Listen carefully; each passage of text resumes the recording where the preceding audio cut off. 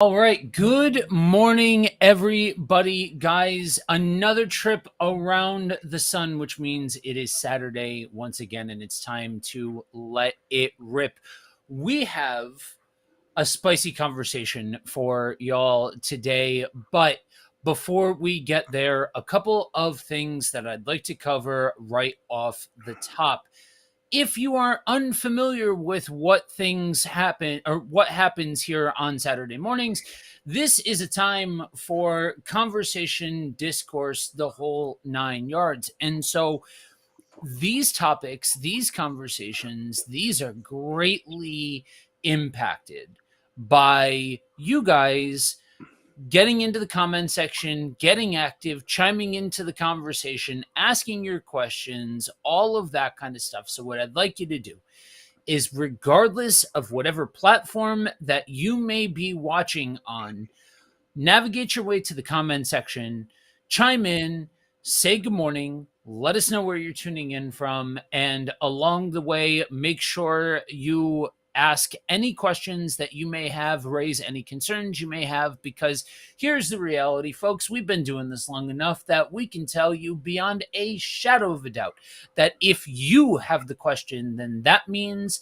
more than just you has the question. So go ahead and sound off because we want to hear from you. Without further ado, I turn you over to the host with the most to get this shindig underway. Pastor TC, good morning, sir. Good morning. Good morning, everyone. It is good to be here Saturday morning. Hope everyone's ready for an engaging conversation. Today's topic is God a moral monster? Oh my goodness, that's already a fire starter. So we're going to talk about a subject that we actually talked about the previous stream that we had. I know it's been a week since we've been off, but the prior week we talked about you know, three, we're talking about scriptures that are mishandled. And in that conversation, we talked about how a lot of this is how people view God in Mhm. scripture, which overall comes from that one point where we're talking about God giving us more than we can handle. And so when I was sitting there thinking, I was like, well, that seems to be a crisis of a lot of people, Yeah. is they think God is pulling the strings as a puppeteer, allow them to go through various problems or pretty much letting bad things happen to them, which I believe altogether we discussed that, people look at that as morality a lot of time, making God this moral monster, this person who's just out to get you or supremely out to bless you. Because there's two sides of that coin, right? If I do all my P's and Q's and then God blesses me. If I don't, then God doesn't, and I get bad stuff happening. So that's the gist of the conversation. So to get this started, I'm going to ask I feel like a century long question just to get the ball rolling. Why does God allow bad stuff to happen to good people? Let it rip. It's one of the first questions I asked on the air and teed up to have a conversation about when Buddy Walk first started. My then co-host was like, "Are you really want to go there? You really want to cover that?" And me being so wet behind the ears, being like, "Oh yeah, absolutely. There's no problems whatsoever with addressing this." And part of it is the fact that at that point in time, just to be perfectly honest with you, I was filled with all of the cliche answers and all of that kind of stuff. And so it wasn't incredibly deep, but it, because of things that I had experienced, it all kind of, there wasn't any grand mystique to it. There wasn't any grand, like, I didn't view it inside of those parameters. But the second that I stepped to the mic and outletted about, um, the ins and outs of just the human existence, I was very quickly met with opposition of folks that, yeah, no, that's exactly, they put that burden directly on God's shoulders. that he is the heavy for all of the things that are going wrong, in that it's the whole quote unquote justice system. I don't mean legally, I mean like cosmically is out of whack, and all of that because of the things that happen. um you know, it's it's a weird thing because I think on one hand there's so many there's so many surface layer answers that you can give, or simplistic or simple or straight to the point or those kinds of things, but you almost it almost does the conversation a disservice, because tied into this question is inherently emotionalism. Mm. There's something, I think part of why this is so highly contested is when we ask this question, when we come forward and ask this, a part of us is baked into that very question, because we're coming loaded with our experiences, with our thoughts, with our feelings, with our emotions, and all of those kinds of things. And so I think when we ask the question, why does God allow bad things to happen to good people?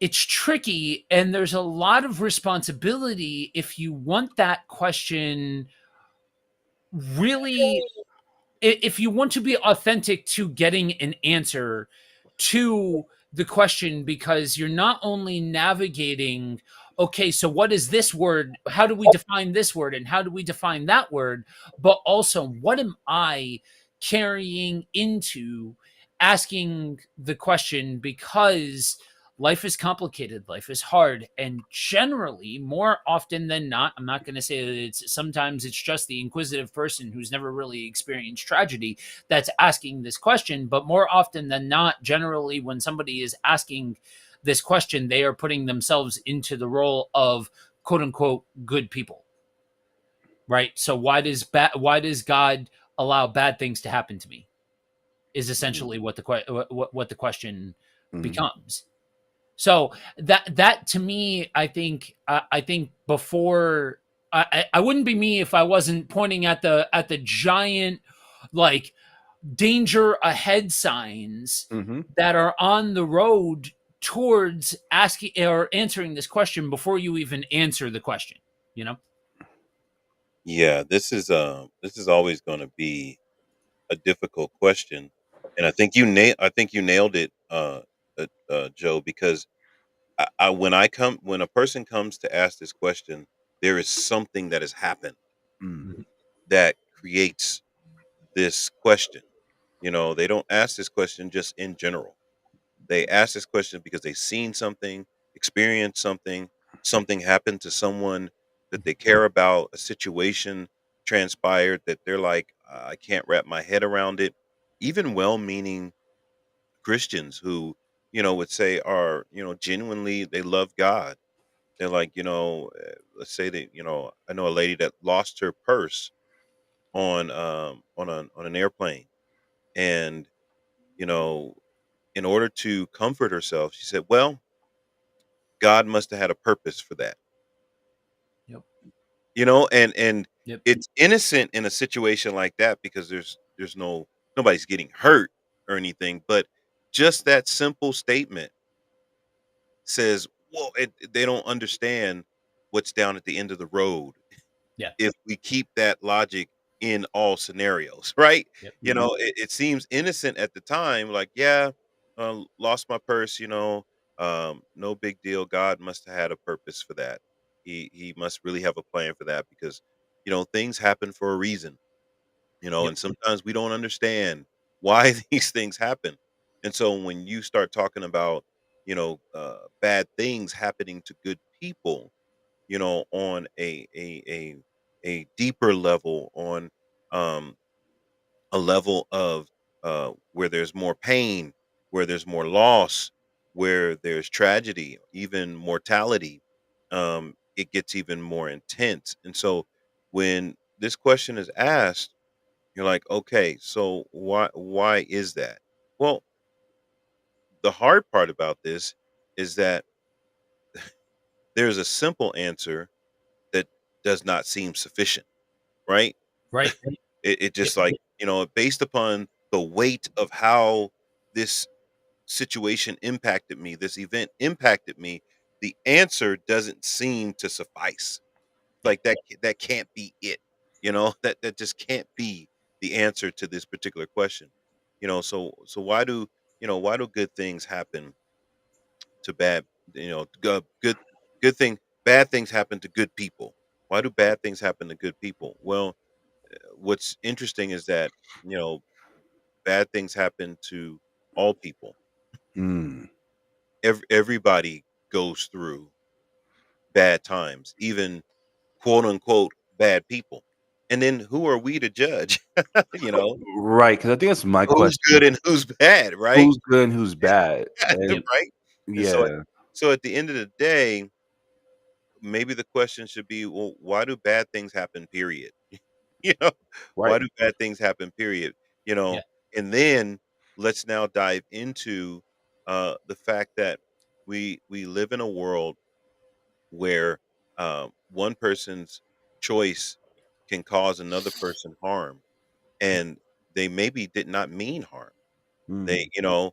and but the ability to make that decision also has the ripple effect of it affecting someone else. Mm. And now you have to ask, well, why does God let us make bad decisions? And so it just keeps going to a point where we want God to be something that we really don't want him to be, but we only want him to be that in situations that benefit us. Like, we don't want God to control us. Mm. We want to be able to make our decisions, right? But at the same time, I do want God to control that person who's doing something that will affect me and hurt me. And so this question is always going to be extremely difficult to answer, because it's going to be based on the person asking it, their willingness to have the conversation and work through it, because Yep. it's just not one of those things that, boom, I'm gonna give you this answer and like, that doesn't suffice. So I'm gonna stop there because I know there's more that we want to get into. I Mhm. think you asked an answer. I think you inadvertently asked an important question though. It's the other side of the coin. It's the other side of the pillow. So the question that we're positing currently is, why does God allow bad things to happen to good people? But flip the question around. Why does God allow good things to happen to bad people? Yeah, Right? there you go. Go ahead and cook. Go ahead and Yeah, cook. yeah, yeah. So it's the same. It's the same idea. We look around the world and we're like, okay, like objectively by our standards and measurements, such and such a person, whoever, is not a good person, but it seems like they got all the breaks. It seems like they have really good things happening to them, or they have benefits of life. And so I think in the same way that we approach trying to question God's morality from the standpoint of bad things happening to us, I think that exact same point can be reached from the opposite direction of asking about God's morality and why he would create a system that would allow for good things to happen to objectively bad people. And I think there's you hit on something, Ant, that I think needs to unfortunately be talked about in the midst of this entire paradigm, and that's this idea of you can call it determinism, you can you can call it sovereignty. You can now mind you, words mean things. I'm not saying that all of these words are interchangeable, but I am recognizing that these are words that are introduced into the conversation and are oftentimes used interchangeably and all of that. And you had said, okay, so there's a purpose for that. Sorry about that. There's a purpose for that. There's a purpose for that person, doing bad things for good reasons, or there's a purpose for this tragedy happening, or this. Okay, so let's go with the woman who loses her purse on an airplane. Okay, As long as that could turn out where, okay, the worst you got to do is make some phone calls, maybe you're out $100, and the whole thing is all squared and all of that kind of stuff. And so we'll go with that version of events to make my point, where it's something that we the milk is not very far reaching, right? Maybe we only need one rag to clean up the spilt milk from the situation. Now it becomes a lot easier every single time that we go to the well of, oh, God must have had a purpose. Oh, God must have had a purpose. You know what I mean? Like, you drive by Wendy's every single day Mm. and you're like, man, I should go home and I should make this, I should make this salad, I should meal prep, I should do all these things. Or, man, I'm tired, I'm in a rush, I got to get from point A to point B. Let me just go grab a burger and fries so that way I can get about my day and all of that kind of stuff. It's a matter of this thing that I'm utilizing helps to um helps to make this other aspect of my life easier, Mm. right? Mhm. And at first it's a death by a thousand cuts, right? At first it's that first cut, okay, whatever. Second part, okay. It's that third, fourth, fifth, and then suddenly, next thing you know, Mm. there's deeper things that happen. And what's your go-to? Well, God must have had a purpose. Yeah. Okay, Yeah. so just between the three of us, right? Nobody else. Just between the three of us. I got just a moment of confession time with the saints, right? So I remember the first time that, in the midst of very real and significant tragedy, when somebody told me, well, God had a purpose for that death.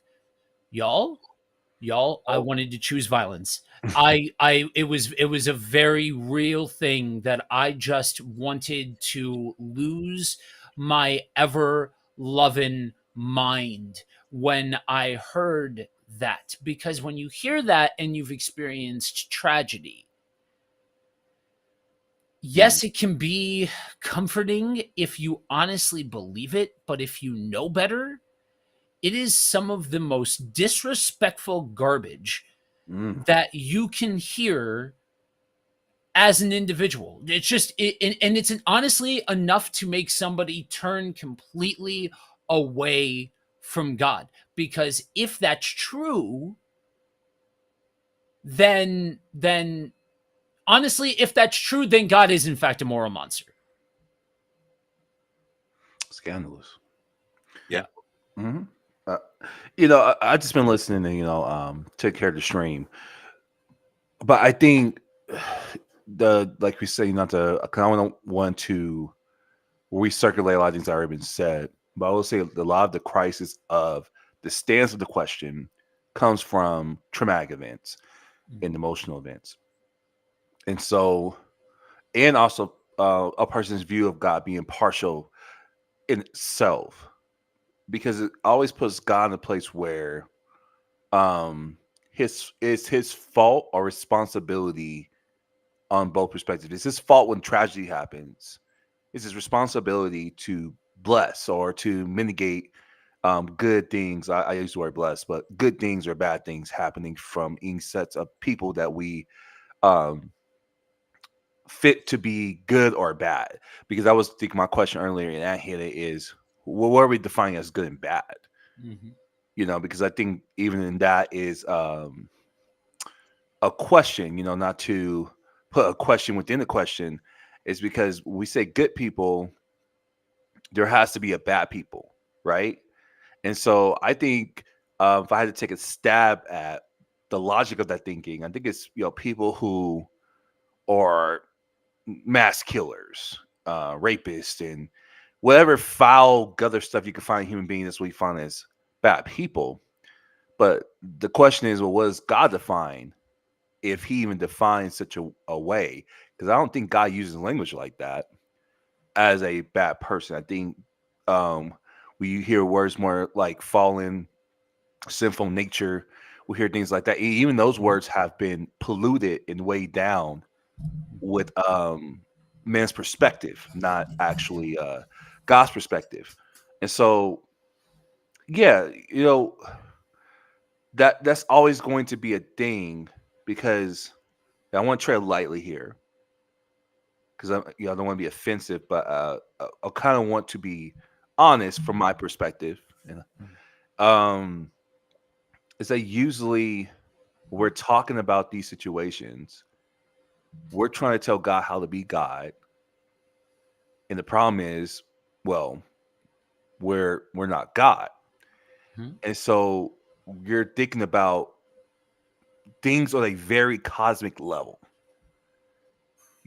I think a lot of times from perspective, and I want to make this very clear to anyone who might be listening, it's not to dismiss any trauma or pain that you have, because that's real. When someone goes through hard stuff, a loss, an injustice, or anything like that, those are real intense feelings that should not be overlooked. Mhm. But I will say this in the same vein is that our perspective is usually narrow. Mhm. We can't see a holistic picture because to see a holistic picture, you have to even look at the person who's done the wrong or the situation that's happening to you. You have to look at it as a whole.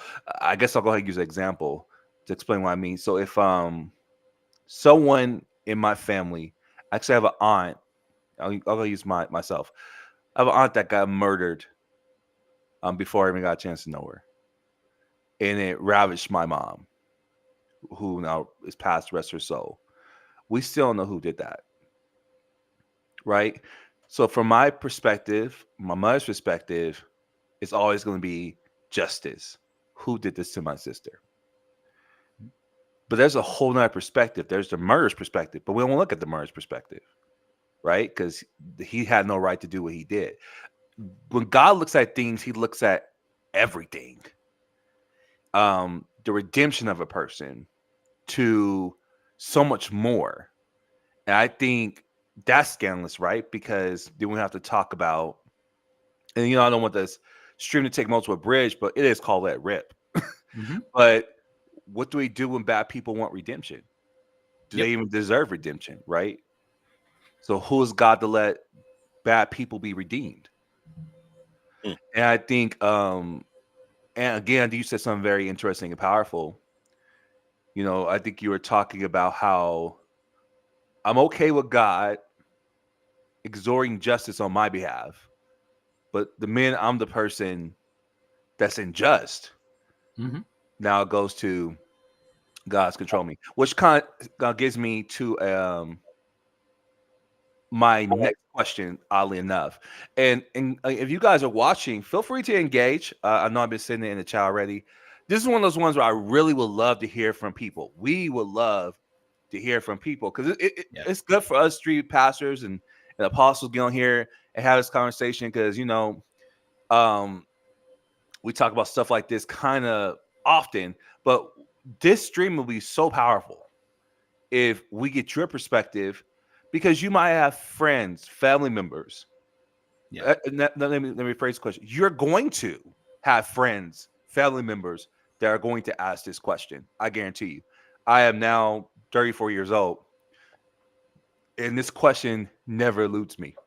I'm serious. I've heard this question in almost every phase of my life. I heard it, for at least where I could recognize the question. So we'll go ahead and count high school, college, and now as a full adult, I've heard this question because tragedy has happened through all stages of those life. Through my Yep. life, I've seen stuff happen. Went through so many different things, pandemics, crises in the United States, wars, and all these things happen, and people are going to ask this question. So, highly jump in there, highly engage. This is what we're going to do. We're going to pay attention to the chat. We do be flowing, okay. We be cooking, but we're watching that chat, and we're going to highlight a question that you have, a comment you have. I guess I'll go ahead and do this right now, Joe. Be respectful, obviously. Don't be disrespectful. I don't know that goes without being said, but I'll go ahead and say that now, so that way there's just all the rules are on the table. So again, segueing into my next question, which I want you to really hear when I ask it. Everyone's watching. And I want you to really slow down because it might be really simple to answer, but I want you to really slow down because it connects to the previous question and where we're going. Does God really allow free will? So, does God really allow free will? Like I said, I want us to slow down because it's easy to answer, Mhm. right? But it's connected to the previous question. So, does God really allow free will? Let's go ahead and let it rip. I'll let you guys go ahead and jump in there. And I'll be looking for our friends to jump in as well, see if anyone's looking. But let's go ahead. Does God really allow free will? Yeah, I think Joe brought it up early with, from a theological standpoint, this idea of, that it's deterministic, that God has planned out everything that's going to happen to you. So you really aren't making choices. you're Mhm, really, you're really just doing what God wants you to do your whole life. And I think it goes to something, and I want to say it on I guess a layman's, terminology, that just because God knows something's going to happen doesn't mean that that's what he wants to happen. It mhm, doesn't mean that that's, his plan. I taught um on God's will, and one of the things that I learned in studying God's will is that everything that happens doesn't mean that that's what God wanted to happen. And I mhm, know that's a struggle for people because they're thinking if this happened, then God wanted this to happen. But that's Right. not true.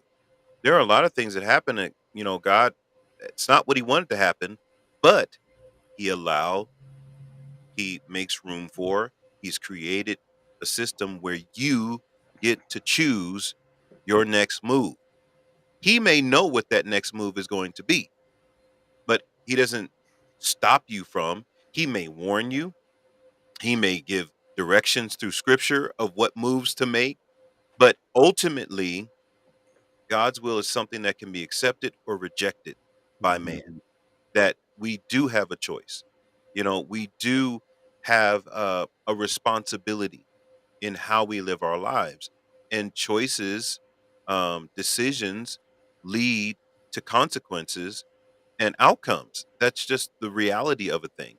And when you understand that fully, you walk in with your eyes open. You know, I think I saw a video. They said we have every day we have choices and chances. You have choices and chances. So you mhm, have a choice. You have choices that you make and chances to do things. What do you do with those two things that you have every day? And that's on, to me, a human level. That's not even super theological or spiritual. I think people know that on a human level. But when things happen out of our control or seemingly beyond our actions, that's when we start looking for, well, there must be an outside influence. This must be something that God is doing to me. If there's a God out there, he must have done this because I didn't do that. I didn't want that to happen. That's not the way I wanted things to go. And so if they're going that way, then he must have chose that for me. If they fired me, God, why did you let them fire me? It's not really about, if my performance or whatever the factors are on the human level where the choices were made. It's because this affects me, and I think Joe said it from the beginning, and I'm going to piggyback off this, and I'm gonna ride this because of the emotional effect that it Mhm. has on me.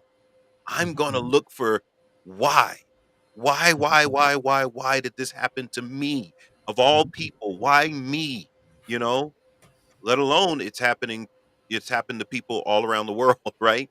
But when it affects me on that emotional level, it it triggers that, well, wait a minute. Is there actually free will? You know, mhm, do I actually have a choice in this? And I think there's a difference between, you know, free will, have, and being able to control the outcomes. Now that might go over people's head, but my free will doesn't always control the outcomes of my life. I can Mhm. make decisions and stuff still happen to me. And that's where we feel like, well, wait a minute. I made this choice and nothing went my way. And so, yes, the simple answer, like you said, TC, is yes. But the complicated part of it is, what does that look like Right. when these things are happening out of my control and beyond my choices? Right. Because okay. So I got to go. It will also point to, if the answer is yes, right? You know, if God's like, yeah, human beings have a free will within their choices, their opportunities, and so forth on, then why does God stop them when they make bad choices, right?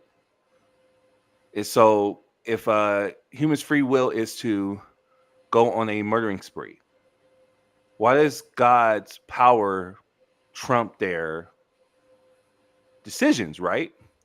Because that would be a question some might have. Because he's God. We're not talking about me or you. We're talking about someone who's supposed to have all power. Yeah. How come the person with all power can stop a puny human?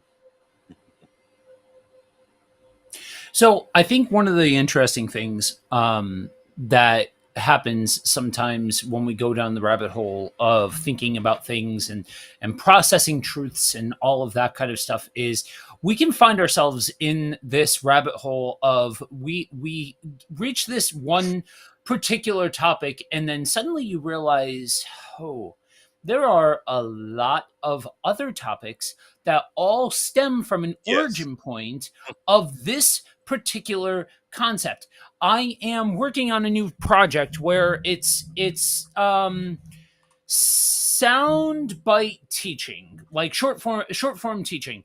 And I did a recording on relational theology. Now, for those of you that have no idea what relational theology is, essentially it's the idea that God is active in the day to day, that God is participatory in our lives, that we have an active, alive relationship with God. That may seem like, oh, yeah, of course. However, that has a lot of ripple effects. Anyway, um, I then was like, okay, where do I go for? Well, okay, let's start talking about this. Well, and it started off as kind of like basic how to's, like somebody asks, like, how do I pray? How do I read my Bible? How do I do this? How do I do that? And I'm realizing as I'm going along, um, that everything stems back to how we relate to gods. All of these different topics are affected by exactly that. And when we talk about why can't God just stop all of the bad, all of the people, all of the this, all of the that? One of you guys, you want to pull up Genesis 1, I'm going to go to 26 and 27. Okay, I got you, Jess. You said Genesis 1. Genesis 1, 26 and 27. Okay. So why doesn't God do this? Well, here's the thing though. Here's the complicated truth about the mythos of man. God did that once. That happened. That's in the Bible. It's the flood narrative.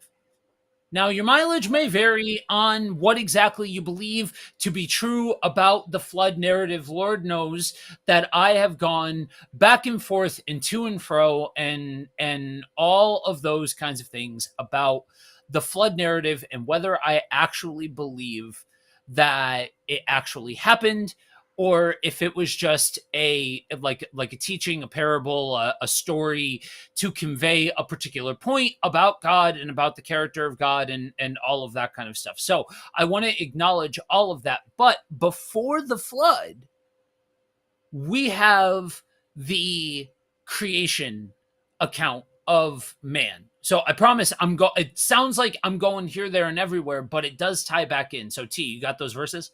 Yeah, you said Genesis 1, 26, 20, and 27, correct? Yep. Okay. Then God said, let us make man in our own image, according to our likeness. Let him have dominion over the fish of the sea, over the birds of the air, and over the cattle, over all the earth, and over every creeping thing that creeps on the earth. So God created man in his own image. And in the image of God, he created him, male, female. He created them. So we have this picture of, okay, the creator of everything, right? He in I and I'll shorthand it. I think the conversation that's happening there is between the Godhead.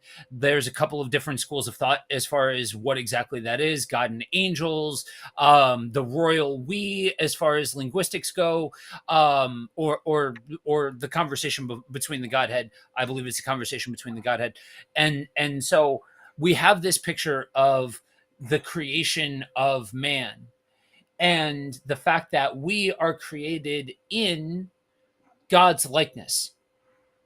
Well, you fast forward to the flood. The world's gone to hell in a handbasket.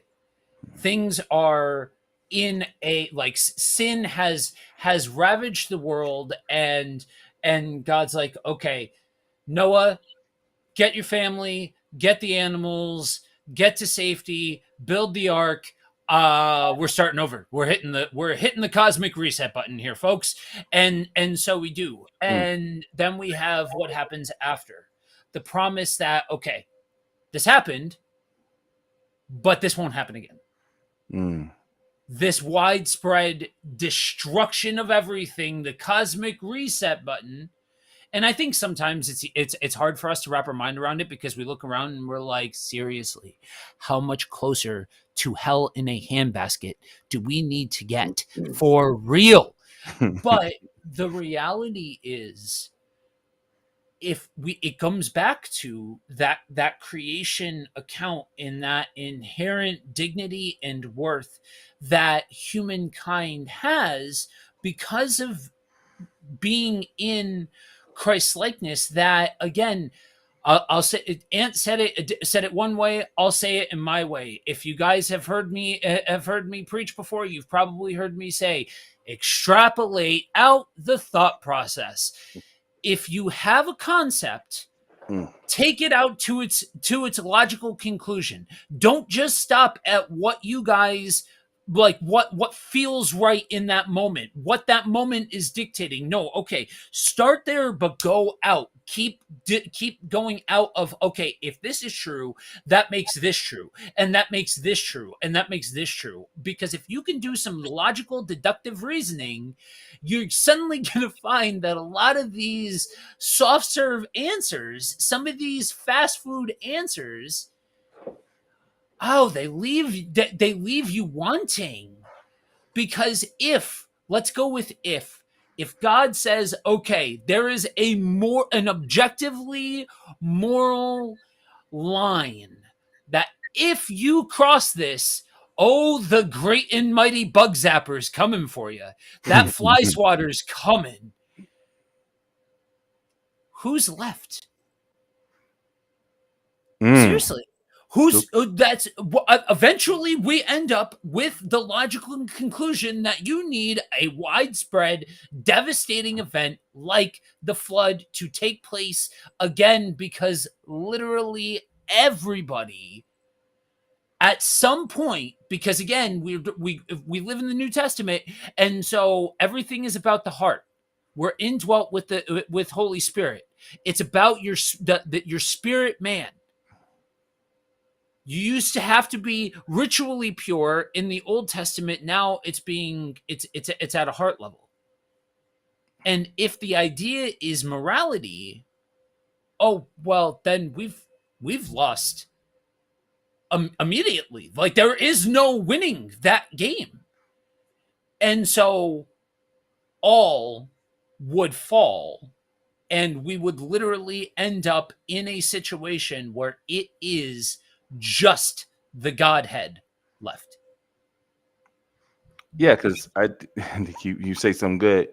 Because I think that was going to be my question. Because that actually, or a statement, because it's more of a statement.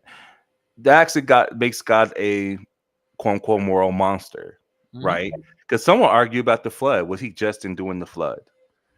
Right. You know, you mean tell me all those people, only Noah and his family were right? Well, what Yeah. made them right? You know, which could even go to a sub question of, see, God has favorites, right? Because I love how you use this example of, let's say God's like, okay, we're just gonna wipe the slate right now. Good morning, Lelios. Um, so yeah, I think you're cookie. Hey, and did you have anything real quick? Look like you were about to say something real quick. Well, I guess just staying with the vein, like you said, that because when you said, okay, uh, that makes God a moral monster, it even suggests that God has favorites, you Mm, know, mm, uh, and it really, really highlights the perspective of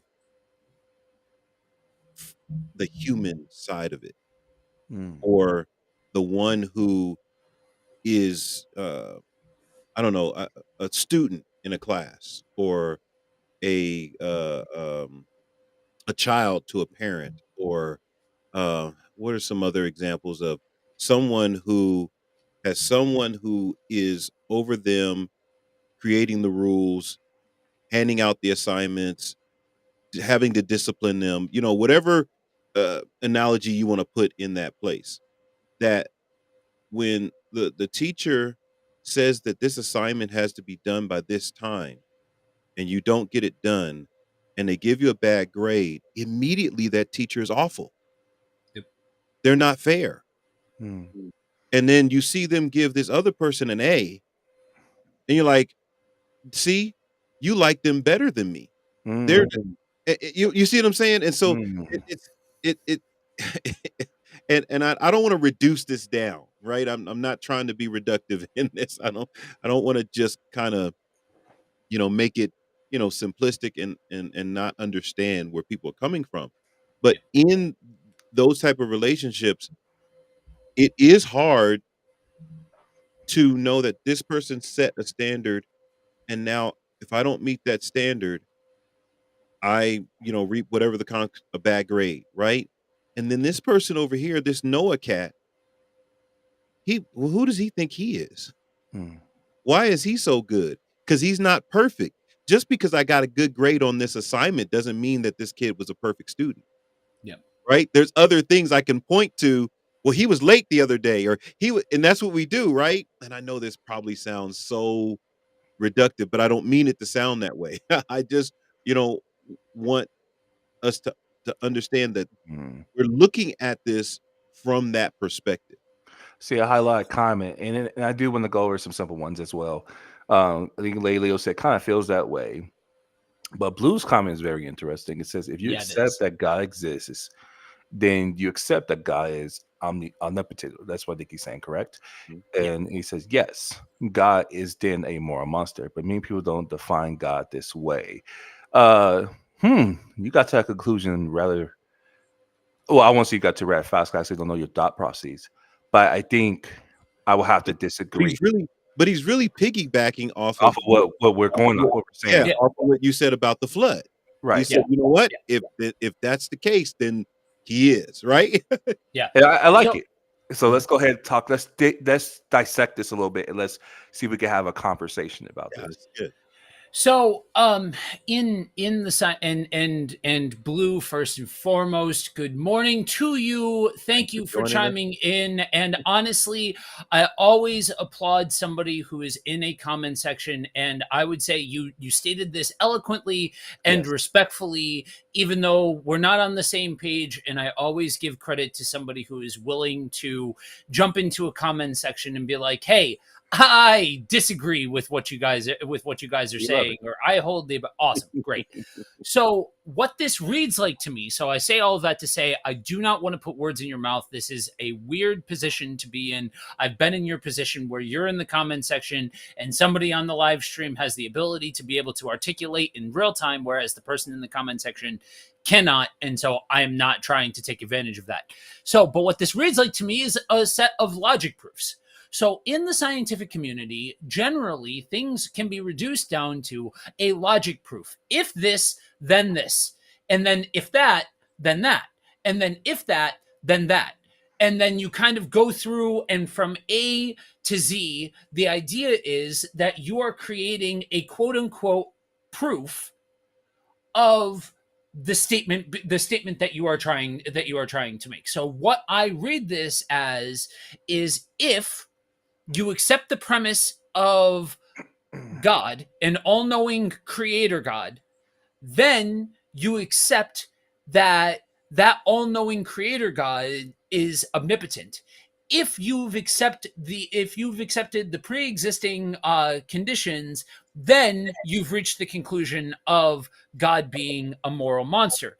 The scientific part of my brain, the part that was a scientist before I was ever a Christian, and I would have made an argument like this, wants to say, okay, let me take that logic proof and let me you cut out some of the meat. You know what I mean? Some of the good stuff. You know what I mean? Like, don't get me wrong. I don't agree.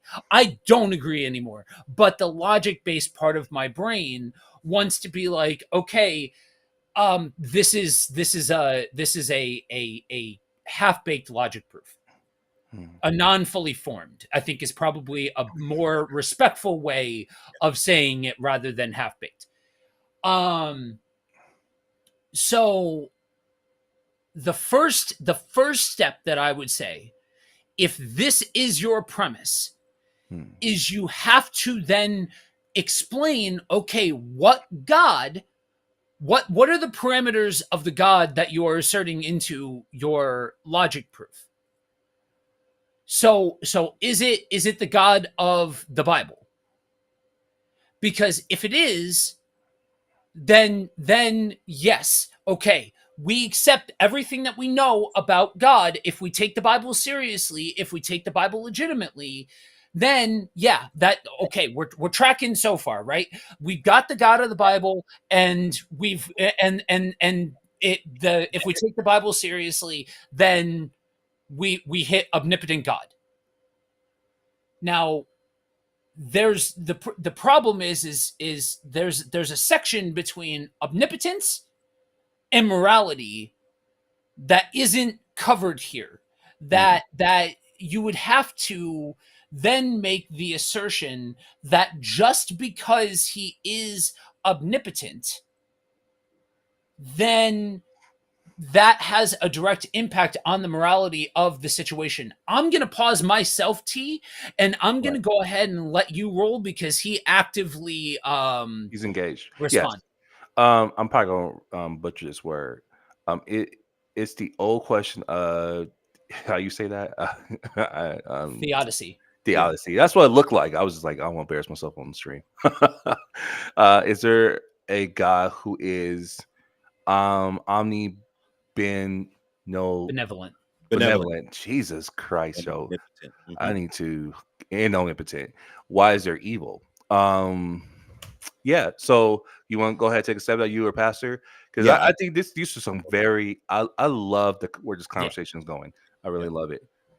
yeah. I again, the logic uh is sound, as you said, from the premise, right?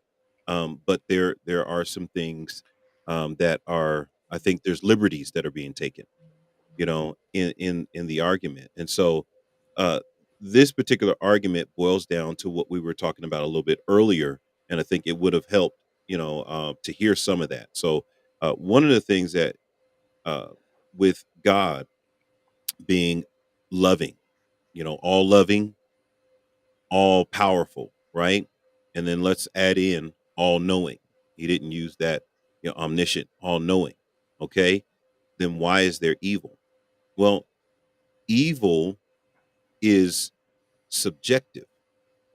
Now, I know this is going to be a tough one, because something that I would say is evil to me may not be evil to the next person, because evil is something that causes me harm from, or causes someone harm, discomfort, difficulty, because even difficulty can be considered evil. right? Mhm. Especially from a biblical perspective. And I know, Joe, you'll get into it. I know you guys did an incredible job on sin versus evil, right? And what is sinful and what is evil, and how those things can be juxtaposed. And but I'll stick with, when we talk about evil, evil is really based on the circumstance, the situation, the person, right? And so somebody may say Hurricane Burrow was evil, Hmm. right? They may say that's evil. Why would God, who is all loving, all powerful, and all knowing, allow for that to happen? Because Burrow did damage, homes. I know there were people injured. I don't know if lives were lost, but someone would say that is evil, I have right? some clients in the area, lives were lost. Yes. So someone would say that that's evil. Yeah. And why does God allow for that? You know, in other words, I need God to intervene in any area that uh would cause harm. Well, again, like you said, you have to follow you have to extrapolate that out. I'll use your your language, Joe, because I like it. You're gonna have to extrapolate that out, because now it comes down to even individual decisions that Yeah. I may not feel like is evil. He's going to have to stop me. He's going Yep. to have to he's going to have to eliminate my ability to make that choice, even if I don't see it as wrong, right? So in this situation, him being all loving, so his love then comes in and comforts and cares for those who have experienced loss, hurt, pain. His power is shown through his ability to redeem and to save eternally, not just in this life, right? And then his knowledge of it is that he prepares us and he lets us understand and know that in this life there are going to be these things. Before Jesus left his disciples, he told them something that is astonishing when you think about this question. He said, in this life Mm. there will be tribulation. Tribulation is uh tantamount to things that are going to be difficult, things that are be harsh and hard to deal with, Mm. right? And so he forewarned us of these things. And when he forewarns us of these things, he gives us an answer to do in times when these things happen. And so he doesn't rob us of the ability to make our choices, decisions, to be able to live. He allows us to live, but he says, but I am here to help and put the pieces back together. And so I'll pause there.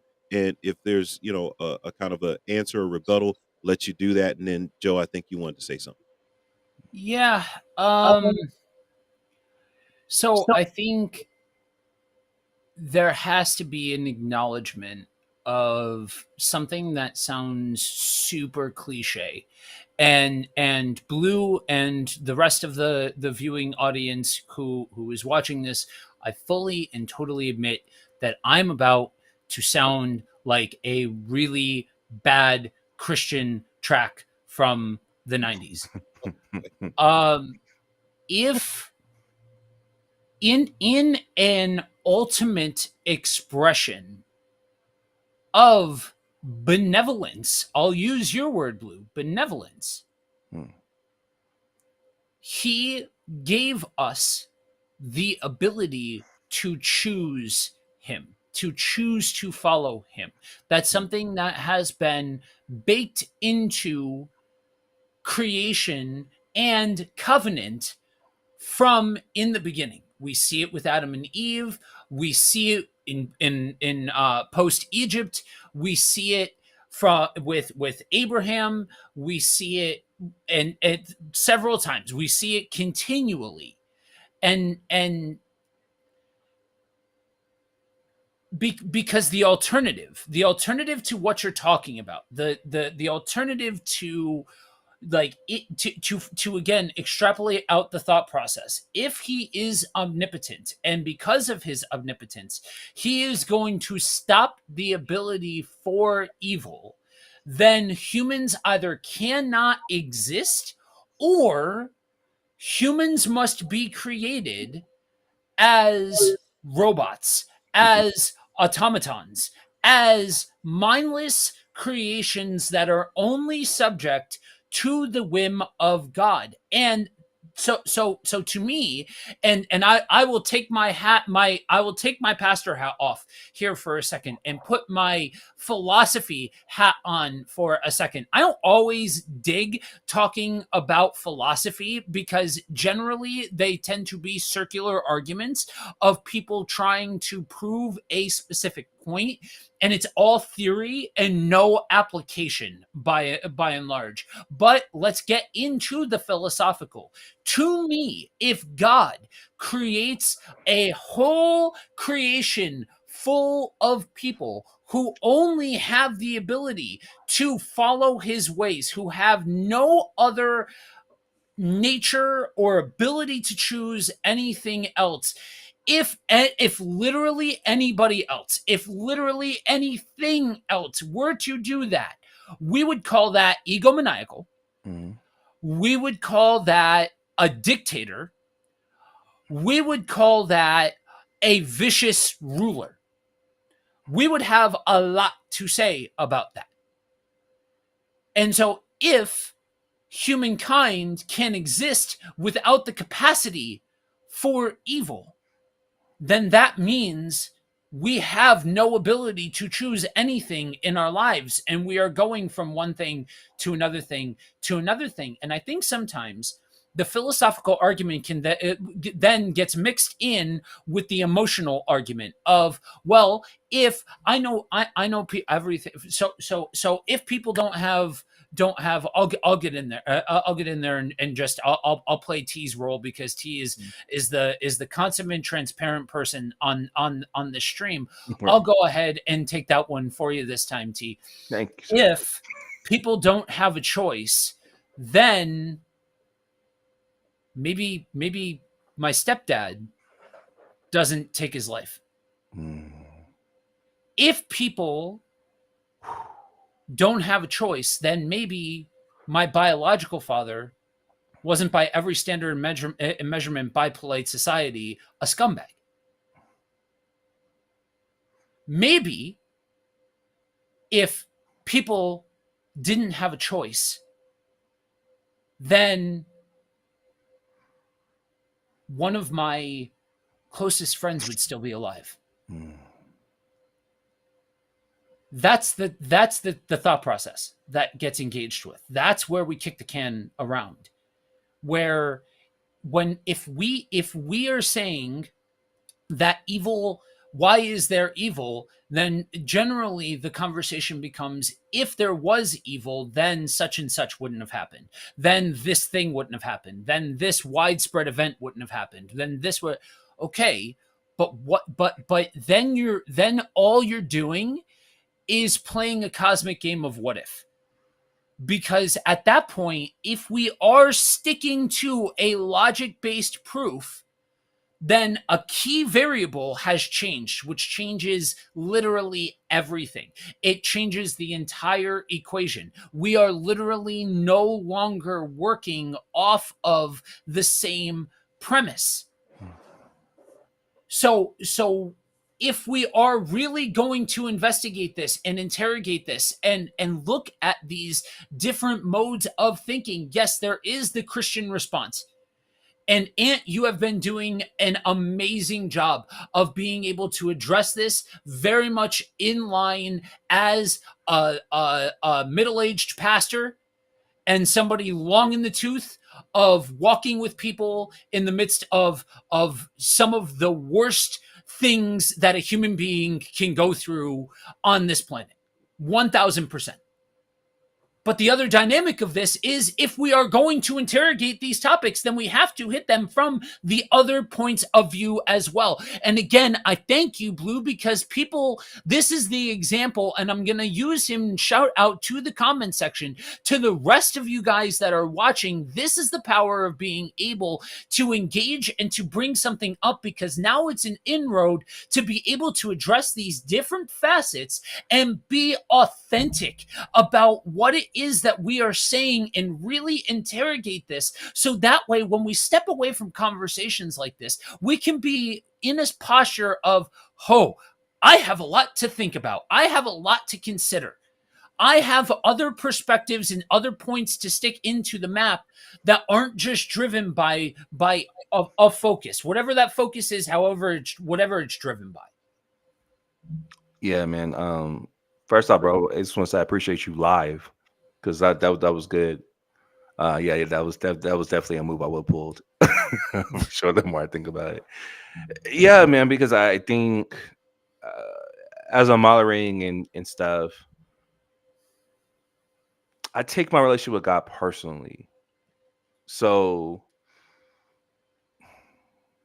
I get questions like this all the time. That's why I'm almost baffled. That's why I shout out to Blue. Blue, we want you to know we shouting you out because we love the dialogue. And I want to really again, not to be in the ground, encourage others to join in and to really um my bad to join in and really dive into this conversation because as a Christian, I am confident you're going to have this question answered to you. And so, like I said, I do gaming, I make content, and I'm in the world of fantasy a lot. Some might argue, right, or fandom, because we talked about this now months ago. And so, in that, God's always a fictitious character that's crazily out of line with morality, or he's a dictator. And I'm grateful for you two having this conversation. 'Cause I feel like you two are approaching this from a very logical standpoint. And these gentlemen are crushing it. I just want to just give you guys your flowers as you're on stream because I just think it's good because I think I hit from more of an emotional standpoint because I'm like, someone's talking about my God, just like they're talking about you and they're talking about his character. It is one thing to have a conversation about one's character, to call on the questions about one's character, and there's one to be accusatory to one's character. I had a guy on my Facebook said that God condones rape and slavery, and because that's in the same vein, right? Because this is God's fault, and I don't think I have the grace like you guys. So as much as guys as I'm on this stream, and yes, I'm a pastor, I'm learning from these two gentlemen right now because they've been very tactful, they've been very gracious. But I don't know if I had the grace with that gentleman because I was just like, I think that's very well. I didn't cuss him out, so maybe let me clarify. Let me go ahead and put this out here I didn't really let him have it. I just because I I don't wanted to. want to think of that. I just laid into this guy, but I'll be lying if I said there wasn't a fire that was burning in me because I want this guy to understand that he is wrong. And that wrong is not coming from a place of you're wrong, shut up. It's you're wrong. I wish you would see him differently. Because if you see God differently, then man, that creates an opportunity for connection. As long as you have a view about someone that you think is correct, it creates disconnect. It creates a world where you and this person can't connect because this is what you've been told. I said, so first off, because he's a God of the Bible. I think that's where he made a mistake. And I was like, well, we're talking about God of the Bible. You're wrong. Because I think he was talking about Lot in um the his daughter situation. And that's what he was classifying as rape. And I was like, well, first off, we have to really look at this passage. Lot is mourning. He lost his wife. For him, he probably is really thinking the world is over for him. So he's instead of mourning. His daughters are in the same vein. They're mourning. They're going through. They're thinking about survival. So they're like, well, let's procreate because if this is the end, we need a lineage. So right there, and I'm just was being, I was like, this is consensual. I know you don't like this, but this is the daughters coming to the father saying this is what we should do. So these are men in their choices, because that's what we're talking about, right? These are men in their choices. And I love that the Bible does this. I love that the Bible gives us stories where we get to see man's choices and we get to see God's choices, right? Because the illusion is that we don't have choice. But the Bible is full of both people having choices, or both personas having choices, God's choices that he makes, that he's going to do. And we see human and God make choices together. And I said, so in this case, you see that this family made this choice out of these circumstances. But that's them making this choice. That was not God saying, yeah, lie, I command that you do this. I said, because we'll see that this end up becoming the biggest problem to Israel in the future. Mhm. Some of their enemies are created in this cave. Can I get a little piece of that? Go ahead, because I got another one too. Go ahead. Jump in there, bro. Well, Yeah. because I remember when myself and Joe, and I don't know if Andrew was on the stream for that portion, because that was way back in Genesis, like 1,500 years ago when we did that, when we did Genesis. But I remember when we got to that portion, Yeah, and I was gonna bring that up. we both were like, "Oh, here we go." Yeah, But yeah, the it was thing so that, uncomfortable. Mhm. and it's uncomfortable because sometimes truth and transparency can be uncomfortable. Yeah. And Mhm. we had to applaud scripture for not hiding the Yeah. gory details. Yeah. Yep. What if God hid that and just gave you this nice, clean story Yeah. and didn't allow you to see, as you said, TC, so eloquently, human beings making decisions? Yep. Just because human beings make decisions and the Bible reports those decisions Mm. doesn't mean that the Bible is teaching Mm.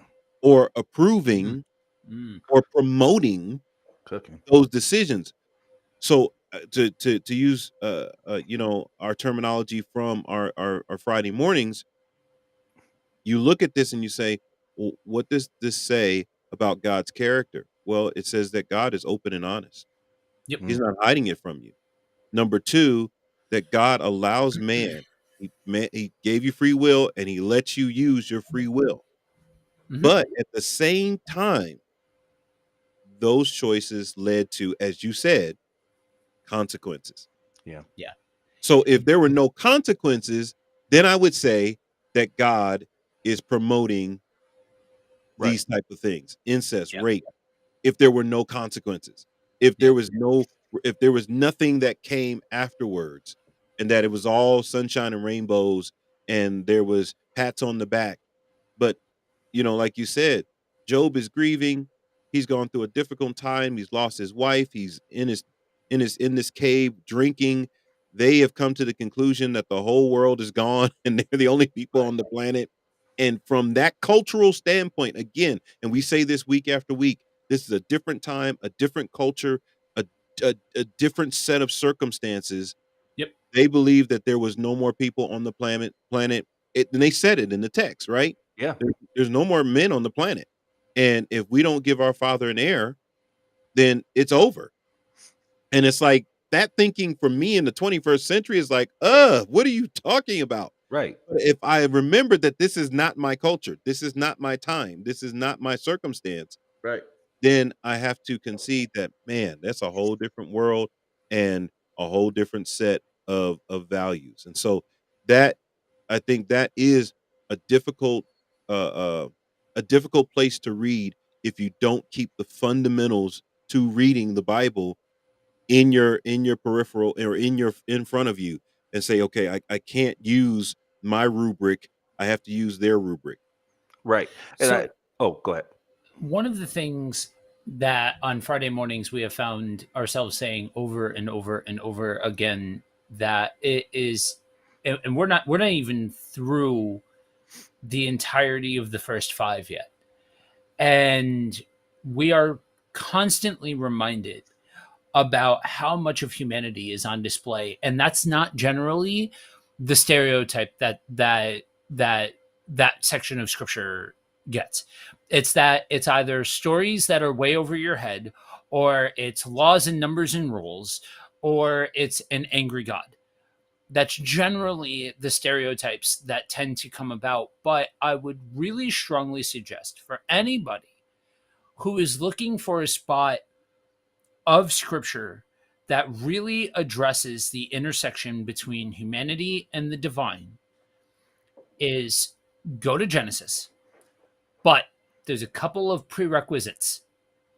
You gotta leave whatever intention you have at the door.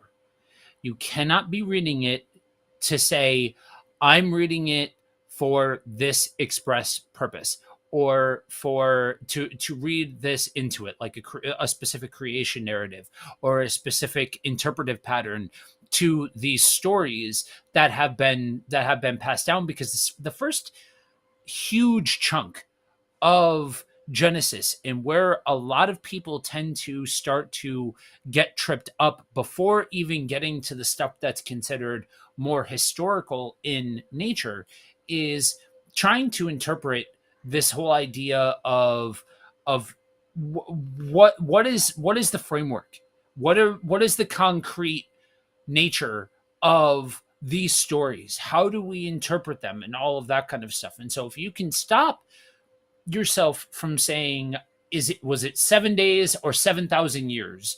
Was it a small localized flood, or was it a flood over the entire planet? Was it this or was it that? And say, what does this teach me about God, and what does this teach me about how God interacts with mankind? Then suddenly you're left with a section of scripture that explores the depths of the complexities of the human experience and how God responds to that. Let's take it back to the flood, right? We keep using that as a reference point. So I'll go back there and use it as a reference point. So we've got Noah, we've got his family, we've got the animals. Everybody else is screwed. Um, and we look at Noah and say, who's this guy? Right. What'd he do? Who'd he ever beat? And what if we change the lens just a little bit? Let's pivot that camera just a little bit and say, okay, what if a potter who's working with the clay now, the interpretive patterns of potter and clay in the West show how many people have not ever worked with clay pots. Like, seriously, there are research projects that people have done that they show potters who are professing atheists who do not know anything about the Bible that verse, and they've got a better insight just because they've worked with clay before. And the fact that it is unruly, and it has seemingly a mind of its own, and you can do what you think is right, and it just goes wild in your hands. And that's the imagery that we have with God in his creation. He created a creation that can affect him. That's part of relational theology. And so if we take it back to the flood, and if the world is just sin ridden and it's just devastated, well, if it's a God who's never sinned, then isn't he within his realm to say, I am the creator, thus says the Lord, everything dies? But that's not what happened. There was a moment where God said, okay, I'm going to preserve through these people.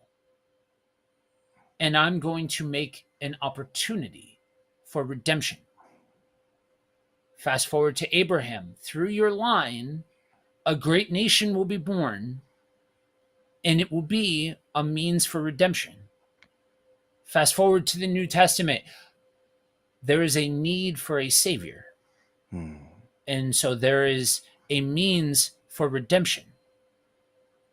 that's the double-edged sword of philosophy, right? Because you can kick the philosophical can here, there, and everywhere, and use the same exact set of circumstances and paint God out to be this disgusting, wretched, evil being that just wants people to follow him because he is on a cosmic ego trip. Right. And since you're on that, so we can Yeah. pivot right here. I want to pause and ask the question: what do we mean by monster? Mhm. Like what's our definition? Because I think Joe, you're onto something. Because it does seem that people have these warped views of God. So what do we mean by monster? That's the title of our stream today. Is the Mhm. moral monster? What are we defining by that? So, Ant, I'm going to let you go first because afterwards, I, at being the millennial out of this group, yes, T is also a millennial, but being a millennial, I'm going to do my good millennial duty to take aim at the boomer generation. So, I'll let you go first. Well, I think for me, this is something that I need to understand. Yeah. Because when I hear God is a moral monster, I'm like, okay, so what do they mean? You Yeah. know, uh, because it's not language that I use, and so more so than to give an answer, I would like to, hear answer and learn more of what is this perspective, about what is meant, by a moral monster. What do we mean? So I'd Okay. rather kind of listen and hear. Okay. All right. So, T, I'm going to Mhm. paint a picture. And I want to see if this resonates with you, being of the same kind of vintage that I am.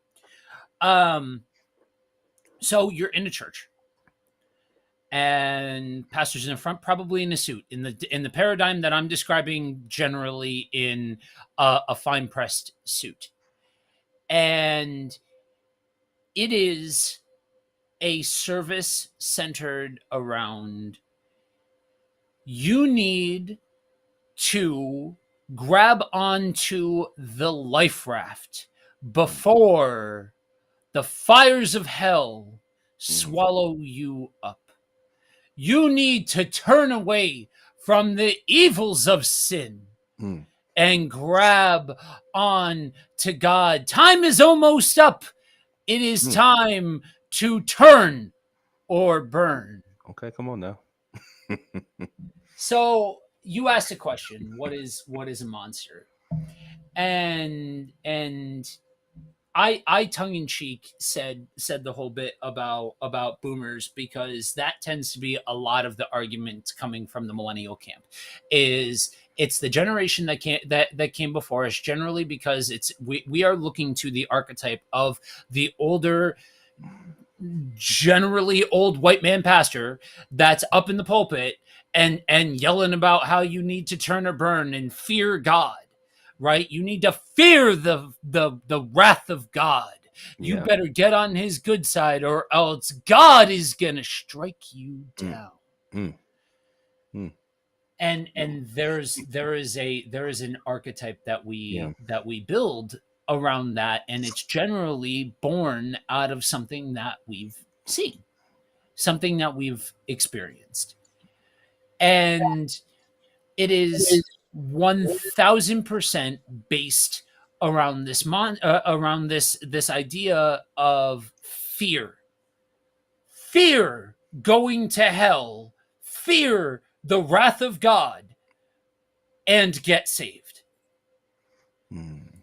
And it's this idea that for those that do not agree with God, or those that do not do right or follow the ways of God, that God will strike you down and devastate everything. If you make a mistake over here, he will punish you. Oh, your car broke down, you must have sinned. Oh man. It sounds like I'm being tongue in cheek. It sounds like I'm No. being sarcastic, and No. I'm doing a little bit, No. but it's born again out of a place of reality. This is stuff that's taught. This is stuff that there's a reason why I look at people who say this stuff, who say Christians just believe that, and I'm like, you probably heard a Christian popping off at the mouth saying something stupid that isn't biblical, and this is where we're at. That you want the honestly you want the best people suited to give Christianity a black eye. It's Christians. Ooh. Christians do the best job at screwing this thing up. And so we end up in these situations where we make these statements all in the name of trying to save souls, trying to win people for Jesus. Billy Graham did a lot of good in this world. That is one of the things that bothers me to no end. We're gonna win souls for Jesus. I like Billy Graham, but yeah, he did number. Yeah. You sound like him earlier when you were like doing your. Yeah.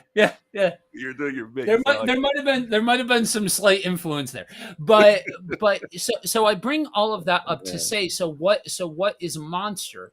Yeah. It is this creeping shadow in the periphery. It is this cosmic being that is waiting for you to screw up. He's waiting for you to make a mistake and to trip up. And he is expecting that you follow the rules. And if you don't follow the rules, then woe betide.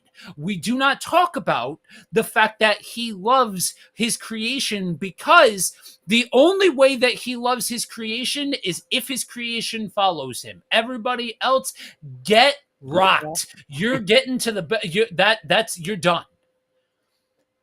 That is what we look at when we say a moral monster. And then from that point is where we start to get into some of the ground that we've already covered, when we start to talk about, well, okay, so this great and cosmic God wants to throw lightning bolts around like he's Zeus or something. Then who's he to be able to say who's good and who's bad? Oh, what? All this person can do good? All this person can do all the good in the world. Oh, what? They don't believe in God, and so thus they're this wretched, terrible, disgusting creature, and all of this kind of stuff. That is a moral monster.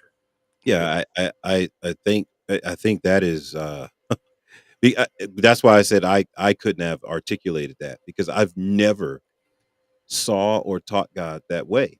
And so that's something that actually I have seen and I've dismissed. That's a kook. I just dismiss those kind of people as being weird. But no, they real, bro. From what you're saying, yeah, if that is the picture, if that's the mainstream idea, of what God is, then that helps me to understand where we're coming, because that is a monster. Yeah. That is a creepy, like you said, figure who's who is built off of fear. When I think of a monster, I think of something scary that goes bump in the night, right?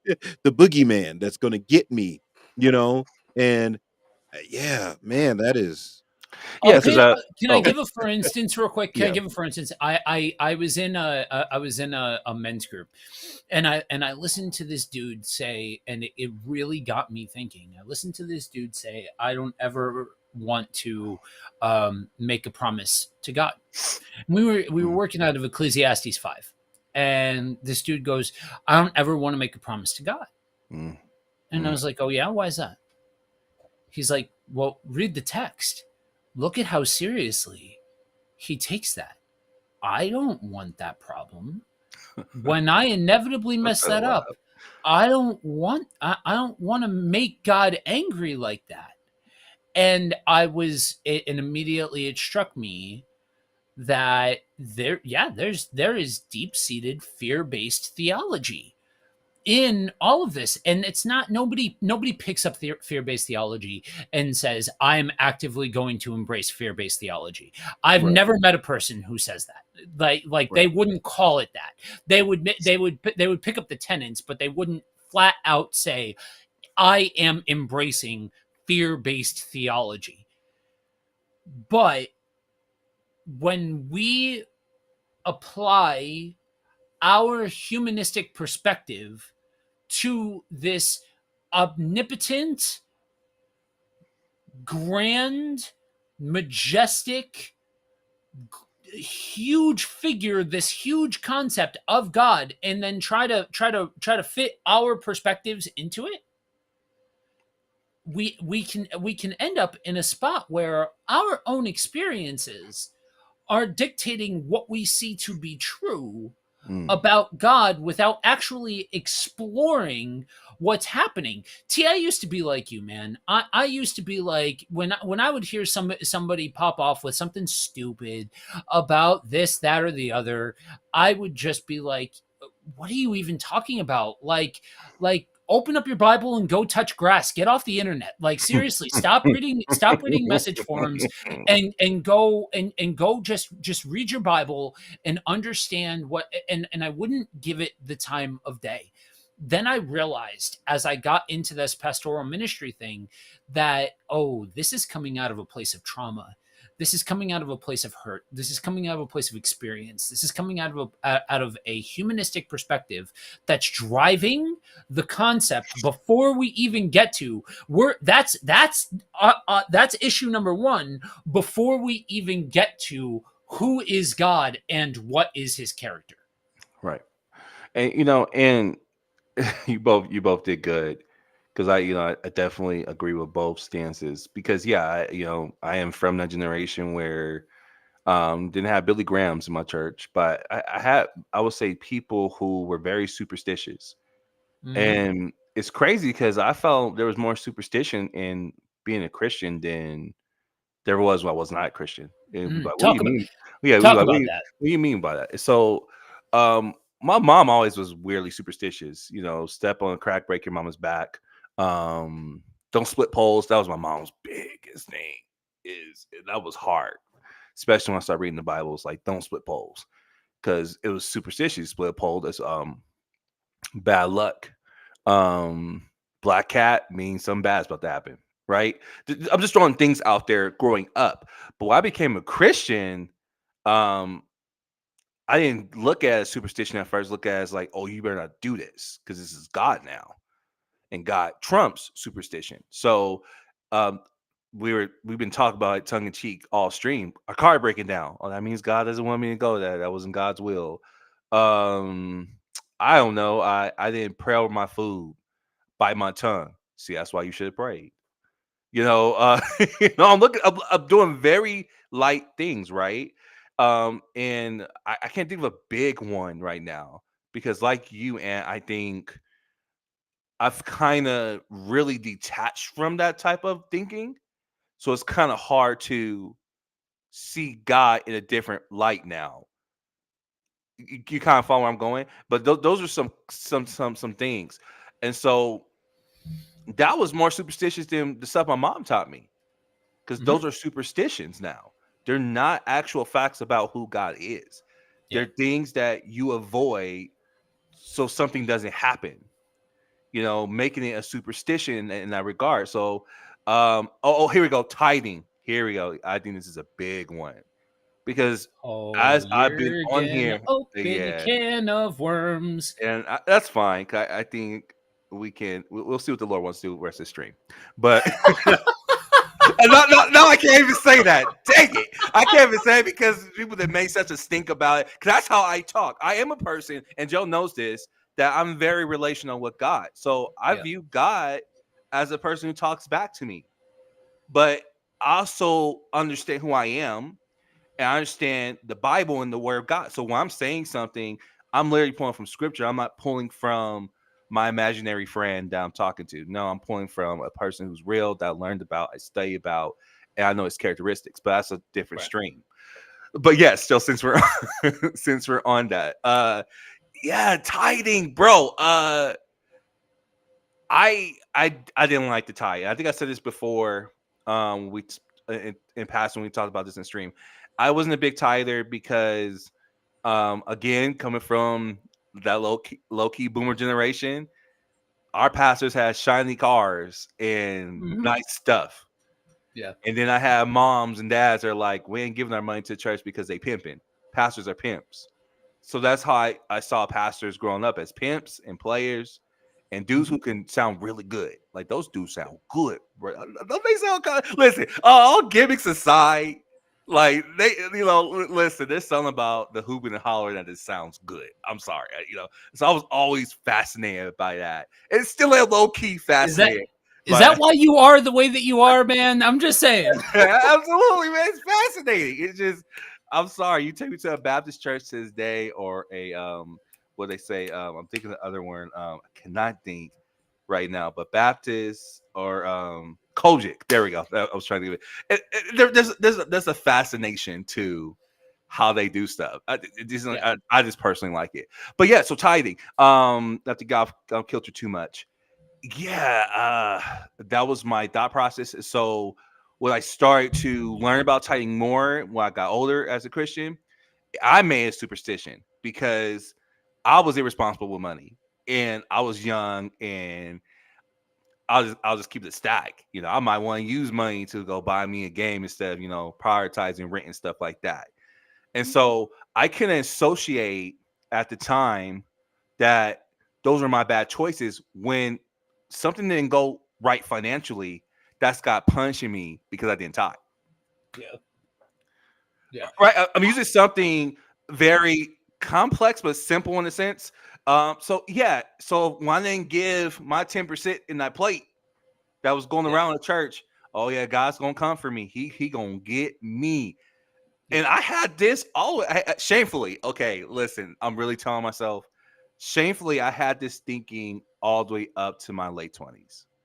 Yeah. And that means I was going to Sure Foundation. You're like, well, you're going to Sure Foundation thinking like that? Absolutely. I have no problem. It's not right. And it's not Ant's fault. It is totally not his fault. Let me put that out there publicly. It is not him. First lady's fault. That bus had your name written all over it. Man. That was coming for you. I just want you to understand. I know, but I just want to put it out there. This was just me and me not wanting to be honest because we gotta be real. A lot of these conversations, even the one we're having right now, it's about your honesty. Because the thing about the human experience and human mind is, for our better or for worse, is that we come to conclusions based off of our feelings, not based off of truth all the time. And we'll make our feelings a truth and then say that's the conclusion.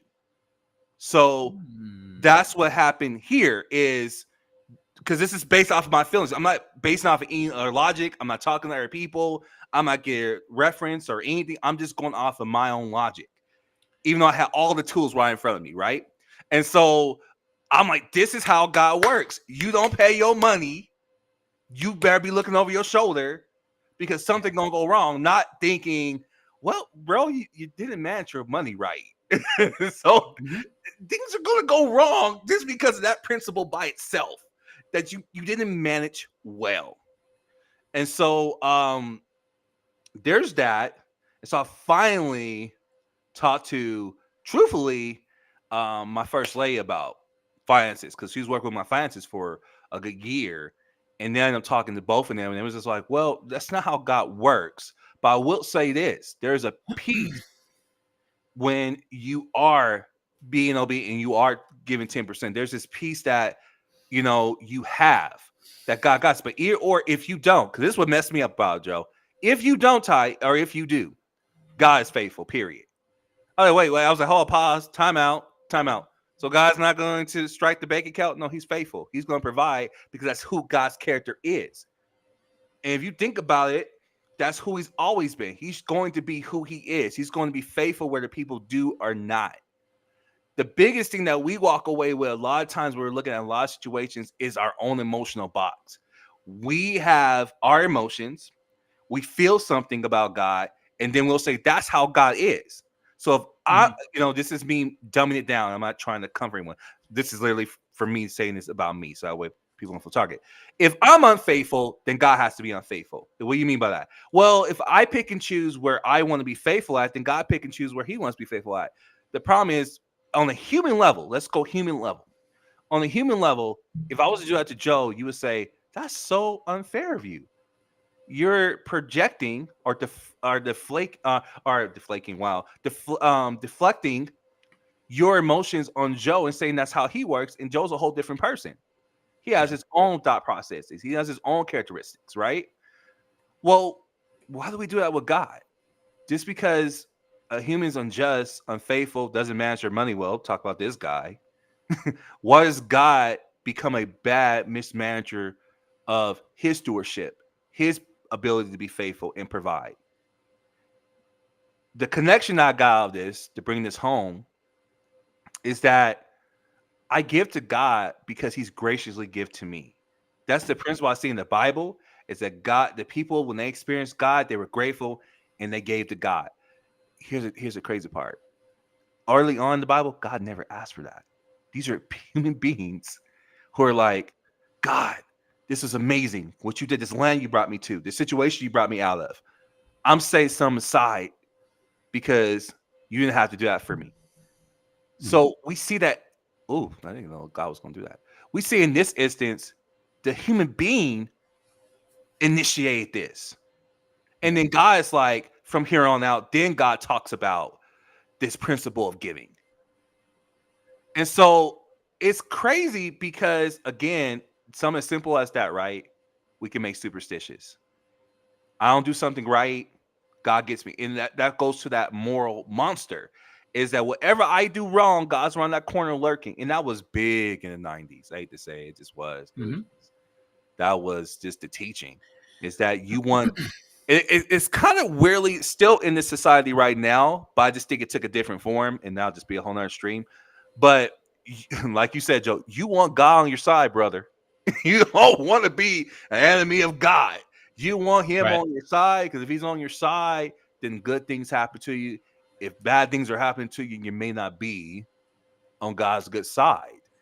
And man, that messes people up. I don't know where Ant went, but do we want his he texted me and said his power went out. Yeah, I saw that he froze for a minute. I was like, he should have a lot to say about that, because I remember that's why he was looking like that. He's like, I remember these conversations, because I just couldn't, because I had so much trauma. Because bro, I'm serious, because I'm like, why would I give my money to the church? I need my monies. Okay, and I'll give it I'll give God my service in a different way. And so very small. You know what? Are we trying to wait for him to get back on, or are we No, I don't think he's gonna be on that quickly. I think you inadvertently stumbled upon our next conversation about giving and obedience and tithing. So the one thing I will say, with that, while keeping the thing, because there were things that you said that I could have a field day with. But and guys, this is what it looks like when somebody is like, don't take the bait, don't take the bait, don't take the bait, don't take the bait. But it's something. So there's a lot of topics, and finances, giving, tithing, all of that very easily can become one of those topics where you can pour a lot of things into it, and it doesn't help that we have quite possibly the single worst. You ready? I'll be the de facto heat magnet for most evangelicalism in this conversation. It's especially difficult when churches are out here promoting quite possibly one of the single worst set of teachings on finances that exist on God's green earth and Financial Peace University. I said what I said, and I am not accepting questions at this time. It is a dumpster fire, regardless of whatever perspective, and you can agree with this thing and not agree with this thing, and do this and do that and all of that kind of stuff. But the topics become dumpster fires because they become more about what we're reading into it or more about what we've experienced and thus we've attributed to this and thus we teach than it does about the realities of God's character, God's loyalty, God's heart, all of that kind of stuff. Yeah, I can't wait to have this conversation when we do, because it was one of those things where now I look at it, I'm like, again, if we're talking relational, right? It Yeah. makes sense. Like me and Joe have been knowing each other for 2 years, Mhm. and within those two, actually longer than 2 years. So I say 2 years. I'm capping hard, It's more like bro. three, I think. It's 3 to 4. 3 to 4, yeah. Yeah, three to Time four flies years. when you're having fun. I know, right? So out of those 2 years, truthfully, me and Joe were just building. We, did lives together. We talked, but I would say around. That's what I think I did 2 years. Last year, we really started really just kicking it, hanging out more, talking on the phone, and out of that friendship, Joe was like, "Hey, man, I want to send you something." I'm like, "Oh, what he got for me?" He got me a Kingdom Hearts poster. You probably can't see it because it's like high in my background. But why am I bringing that up? Because out of relationship, his heart was to give. And then my turn was, I want to give him something. You know, is it so far fetched that people have that was happening in the Bible? But what happens is, like you're saying, Joe, this because I'm not trying to be that guy like prosperity gospel is horrible, prosperity is, but it does come from that stench that's in our church. Is that Yep. you you can't be God's given. Maybe we should name the title like something weird like that. I don't know, but it's like there's this thing where now giving is perverted, and it's about what you can get out of it.